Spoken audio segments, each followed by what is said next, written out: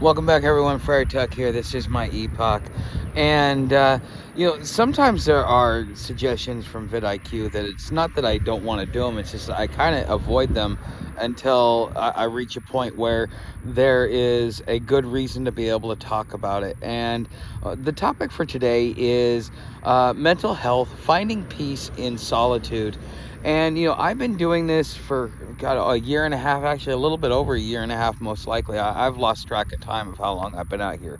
Since October of 22 is since I've been out here. So somebody else do the math, because apparently I can't. But finding peace in solitude is probably one of the biggest things that you can do when you're homeless. And just because you come out here and you don't have mental health issues, or you think you don't have mental health issues, or your pride doesn't allow you to admit that you may be experiencing some sort of mental health issues, being homeless causes mental health issues. Being homeless can be traumatizing on multiple levels, whether it be how society treats you, whether it be the feeling of worthlessness because you don't have a job, you don't have a place, you don't feel like you're a productive member of society, or other things that may be going on. And it's one of the things that you really have to come to terms with is that you are going to develop some sort of, whether it be trauma or mental health issue from being homeless. And I can tell you that between being in the urban setting versus being out on trail versus being out on rail versus just constantly traveling, that there really is peace in solitude. This has probably been the hardest winter on me compared to last winter, just because of all the obstacles and all the contention that I've had to deal with. Because right now we're going through not just an economic collapse, but a societal collapse. And as society gets crazier and crazier, they look for the weak and the vulnerable to take their anger and take their frustrations out. And people are getting way more emotional than they should be, taking things personal when they shouldn't, and things like that. But being out here, being in the public, anytime you have that moment where you just snap, the whole world gets to see it. You don't really get that moment where you get to be in behind four walls and have that moment of just snapping and just cursing God and whatever it is that you may do when you sit there and you snap. And in all of my travels and all of the time that I have been off and on the streets, one of the things that I have had to experience is those moments of solitude when I would have my adrenaline rushes or whatever it is that's wrong with me. Whenever I would have something like that and I would end up in the hospital, the only real benefit that the hospital would offer me was that moment of solitude, of just kind of withdrawing from the rest of the world, so that I can de-stress and decompress from all of the external pressures that are going on. So it doesn't matter whether you're housed or unhoused. You having solitude is something that will help you rebalance yourself. And sometimes when you're homeless, you probably need a little bit more of that solitude than the average person, for quite a few reasons, such as the being out here, you've got the pressure of society on you, you've got the negative interactions with society, you've got people that are just downright mean, cruel, and vindictive towards the homeless for one reason or another, and they have their justification for it. But one thing that I have learned is that you need to have that peace and that solitude. And being out on trail was my peace and solitude, and having that and then coming back into the urban setting, in a lot of ways it's actually been I guess you could call it more traumatic or more stressful on me than what it was beforehand. Beforehand, I was used to being in the thick of the urban grind.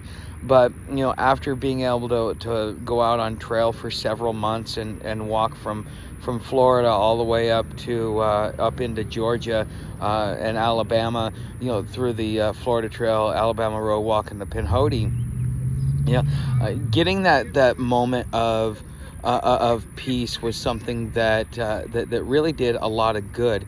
But then also, getting back into that urban environment has made it to the point where my thresholds of being able to deal with it become much harder. And it just it's kind of like you know what peace is, and what balance is, and what true tranquility is. And I keep thinking, man, I just need to get back out on trail. I just need to get back out on trail, because for me, that's my place of solitude. I don't see many people. I'll see somebody every once in a while, but it'll be like a pass you by, because they're hiking their own hike, and they just happen to stop, say hi, introduce themselves, get to know each other, just because of the hiker community, and then just move on after that. And so you don't really have that much opportunity to be able to deal with the stressors of what people bring to the table, and especially as our society gets more and more emotional, and which makes each potential interaction more and more erratic. It makes it really hard to be able to keep your composure. And so, if you have an opportunity, like as you see right here, I am in a field. Now, I'm not out in the middle of nature, but I am in a field where nobody's bothering me. Sam's laying over there. She's kind of enjoying the sun and the nice weather. And, I'm just sitting back, getting in my own head, decompressing, because, this morning I had somebody that wanted to start a fight with me, and I was I because of how stressful the interactions keep getting, and how it just keeps escalating as time goes along. And then the more confrontation, or the more negative interactions you have, the lower your threshold gets. It means that you go from 0 to 60 so much quicker than when you come out of a place of solitude. So sometimes when you need to balance yourself out, you should really look at taking a moment and going and finding a patch of grass, or something that is where you will not be bothered, and you can just sit there and be in your own mind. Now, it's always better to go out into nature, hike a trail, take a walk along the river, go to a secluded park where people aren't, and just be able to have that moment of peace. Because in a world where things are getting more and more stressful by the day, just because of all the external pressures, it's something that you're going to want to do more and more often and more frequent, just because you want to make sure that you put your best foot forward. You may you may be out here, and you may have to deal with the traumas and the stress of what it is that you're doing out here. But eventually you're going to get a roof over your head. Eventually you're going to get back on your feet. Eventually things will get better.